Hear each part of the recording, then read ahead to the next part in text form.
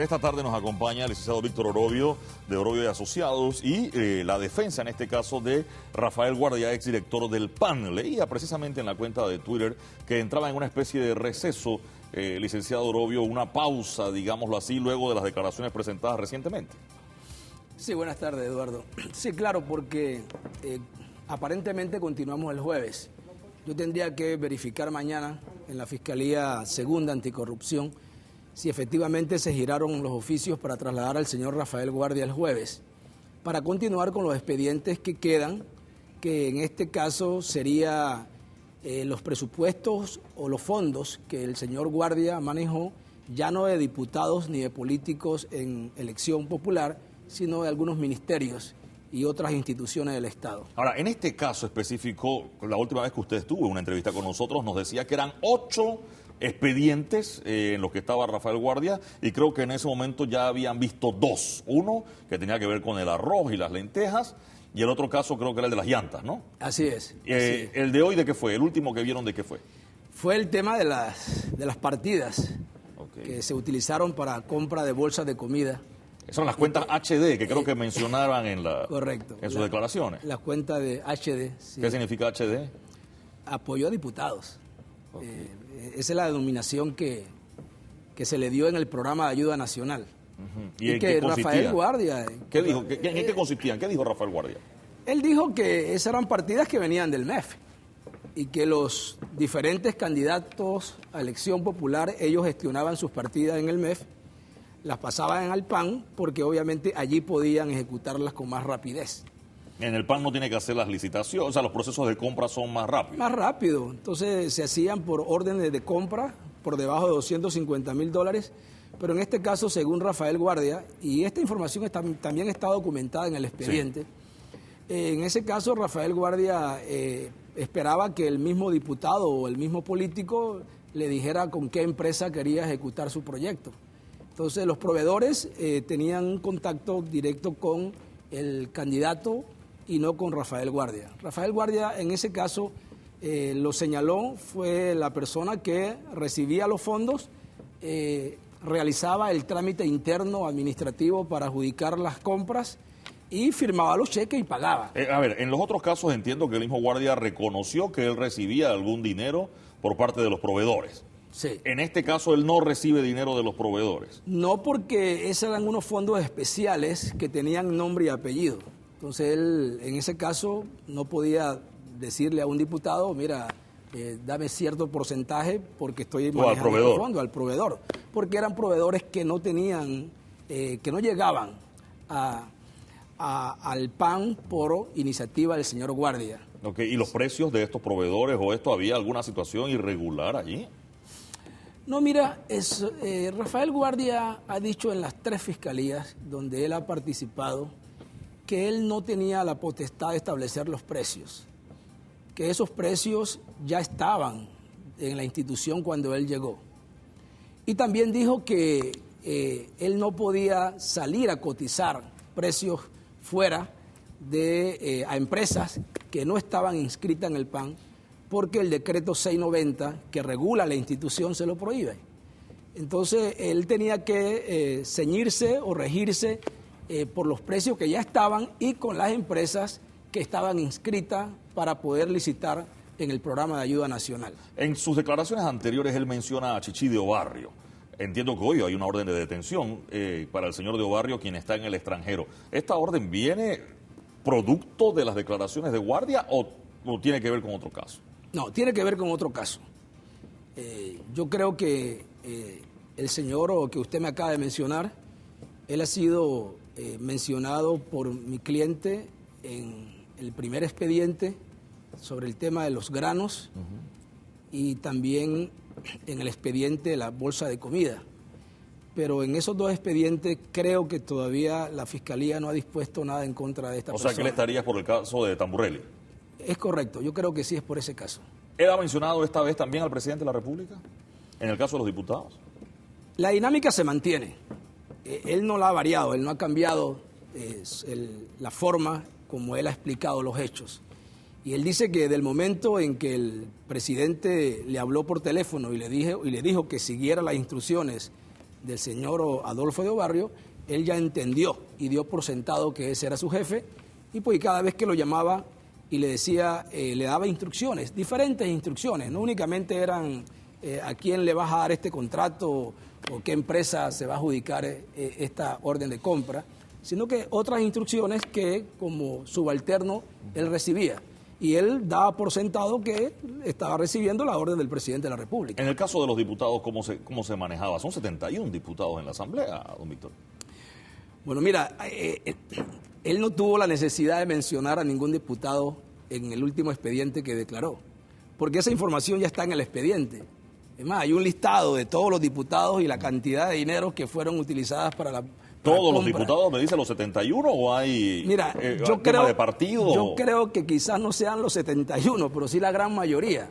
Yo pude ver el listado. Sí. ¿Hay de todos los partidos? De todos los partidos. Obviamente se entiende que quizás del CD hayan un poco más porque era el partido que estaba en gobierno, pero allí en el listado hay de todos los partidos.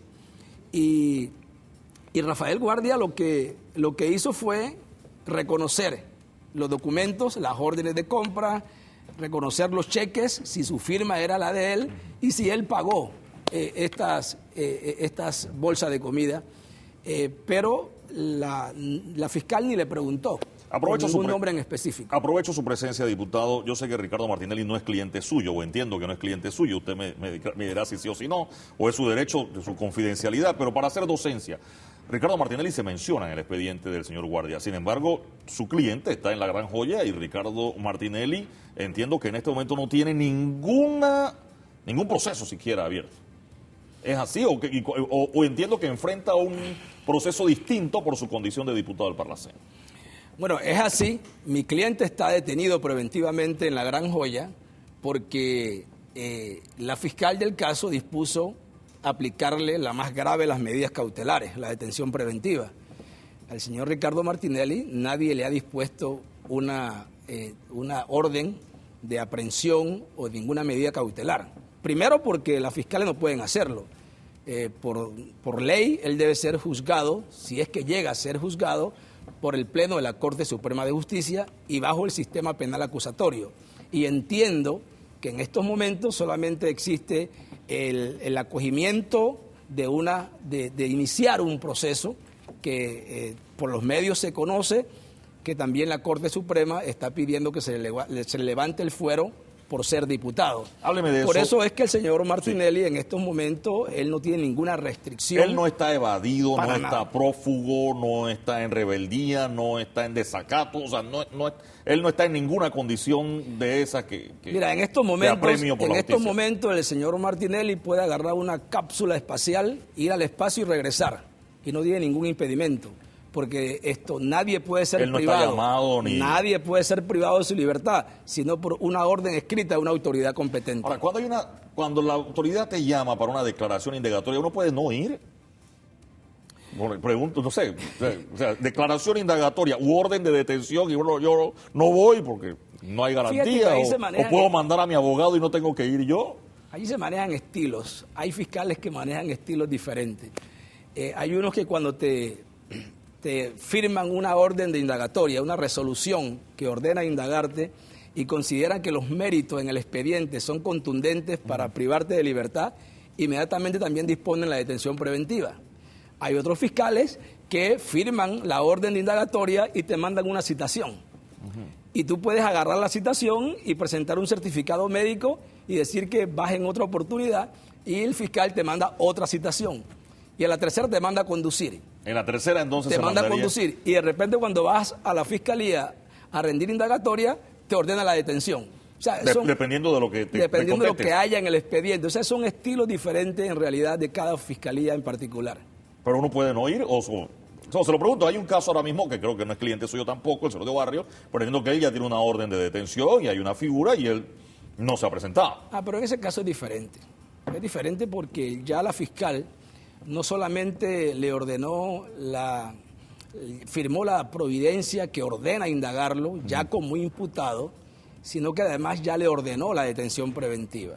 Es decir, ya ese paso el que sigue es comunicarse con las agencias internacionales, en este caso Interpol, y ya tiene una orden de captura. Okay, cualquier autoridad que lo detenga tiene la obligación de reportárselo quitemos el a Panamá. nombre para usarlo solo como un tema de docencia. Cuando uno tiene orden de detención u orden de captura de Interpol, en ese momento, mientras no te capturan, eres prófugo.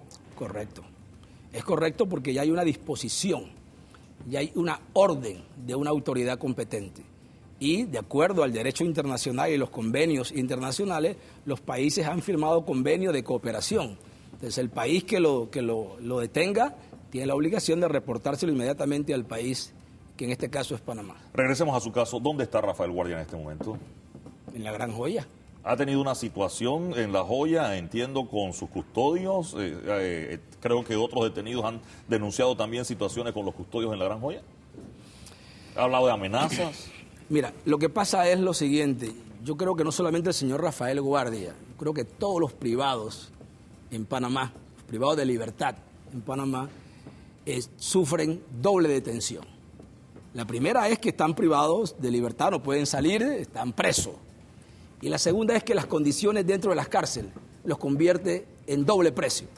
Doble presos porque se les restringe a veces, no se les brinda las condiciones adecuadas de salir al patio, de hacer ejercicio, de recibir a algún pastor o a algún sacerdote. Quieren realizar ejercicios, no pueden.